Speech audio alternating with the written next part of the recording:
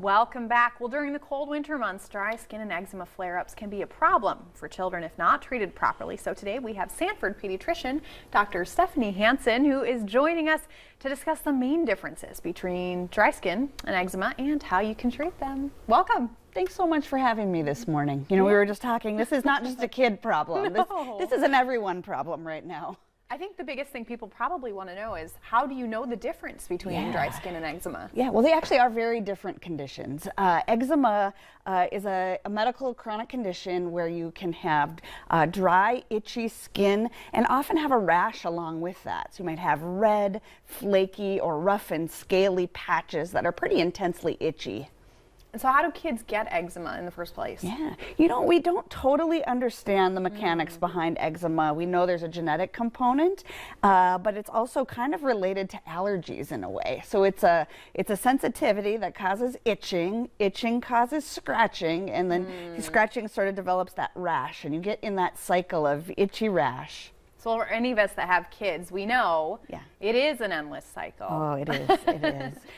So does it make it worse during winter? I know it's dry. I mean, even for me, it's pretty dry, especially this winter. Does that make the eczema for the kids worse? Well, it can. You know, there's a lot of triggers for eczema, but one of the main ones we see really is kind of weather and climate related. So, you know, not only is it cold and windy and dry outside, which can damage the skin's protective layer, but also inside. You know, many of us have forced air heat, and it's very dry inside our homes. So, yeah, there really is a lot of triggers in the winter for eczema. So in terms of dealing with this kind of on a day-to-day basis, right? Some kids have eczema, some have dry skin. We have dry skin as adults.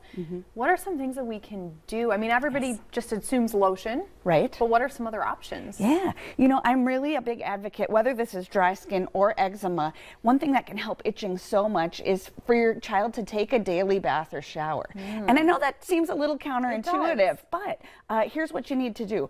Make sure the water's not too hot. Make sure that the bath is not too long. And then right when you get out of the water, slather on a thick, bland moisturizer. So a really thick, heavy lotion or something that's petroleum-based, just to lock in that moisture. That helps with rash, that helps with itching. It can just make you a lot more comfortable. And I know that, you know, for me, I love the lotions that have the nice smells and things, but is there a difference between the lotions with the fragrance in them and the ones that don't have the fragrance? You know, unfortunately, a lot of kids with eczema are really sensitive to those ingredients. So you probably do want to stay away from those really nice smelling, you know, kind of fancier lotions and just stick to the basics.